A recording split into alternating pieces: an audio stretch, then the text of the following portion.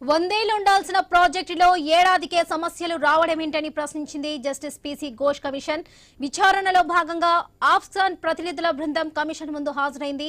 ప్రాజెక్టుల పనులు ప్రారంభించే ముందు అన్ని అంశాలను సరిచూసుకోవాల్సిన బాధ్యత నిర్మాణ బృందంపై లేదా అని commission chairman justice PC Ghosh ప్రశ్నించారు. విచారణకు హాజరైన వారిలో ఆఫ్ఘన్ సంస్థ ప్రతినిధులు నాగ మల్లికార్జునరావు, శేఖర్ దాస్ ఉన్నారు. పనులను సంబంధించిన ఒప్పందాలు, అందులోని అంశాలు, పనుల ప్రారంభం, ఆలస్యానికి గల కారణాలు, తలెత్తిన సమస్యలు, తీసుకున్న చర్యలు తదితర అంశాలపై వారిని ప్రశ్నించింది కమిషన్. గతంలో వారు దాఖలు చేసిన అఫిడవిట్ల ఆధారంగా కమిషన్ వారిని ప్రశ్నించింది కమిషన్. బ్యారేజీ ప్రతిపాదిత లొకేషన్ మార్చడం, భూమి అప్పగింతలో ఆలస్యం జరగడంతోనే పనుల ప్రారంభానికి కొంత సమయం పట్టిందని ఆఫ్ఘన్స్ ప్రతినిధులు తెలిపారు. సైట్ కు వెళ్లేందుకు మార్గం కూడా లేకపోవడంతో ఏడాది పాటు ప్రైవేట్ వ్యక్తుల నుంచి భూములు లీజుకు తీసుకున్నట్లు తెలిపారు. అంశాలను పూర్తి స్థాయిలో చూసుకోవాల్సిన బాధ్యత ప్రతినిధులది కాదా అని కమిషన్ మండిపడింది. కాంట్రాక్ట్ డబ్బుల కోసం చూస్తే ఎలా అని ఆగ్రహం వ్యక్తం చేసింది.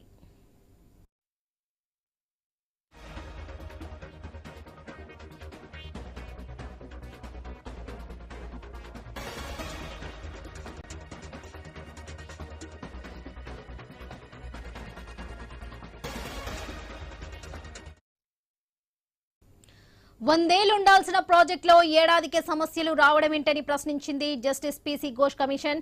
విచారణలో భాగంగా ఆఫ్ఘన్స్ ప్రతినిధుల బృందం కమిషన్ ముందు హాజరైంది.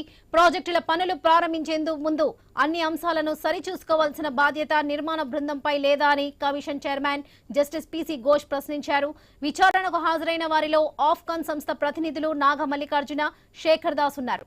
పనులకు సంబంధించిన ఒప్పందాలు, అందులోని అంశాలు, పనుల ప్రారంభం, ఆలస్యానికి గల కారణాలు, తలెత్తిన సమస్యలు, తీసుకున్న చర్యలు తదితర అంశాలపై వారిని ప్రశ్నించింది కమిషన్. గతంలో వారు దాఖలు చేసిన అఫిడవిట్ల ఆధారంగా కమిషన్ వారిని ప్రశ్నించింది. బ్యారేజ్ ప్రతిపాదిత లొకేషన్ మార్చడం, భూమి అప్పగింతలో ఆలస్యం జరగడంతోనే పనుల ప్రారంభానికి కొంత సమయం పట్టిందని ఆఫ్ఘన్స్ ప్రతినిధులు తెలిపారు. సైట్ కు వెళ్లేందుకు మార్గం కూడా లేకపోవడంతో ఏడాది పాటు ప్రైవేట్ వ్యక్తుల నుంచి భూములు లీజుకు తీసుకున్నట్లు తెలిపారు. అంశాలను పూర్తి స్థాయిలో చూసుకోవాల్సిన బాధ్యత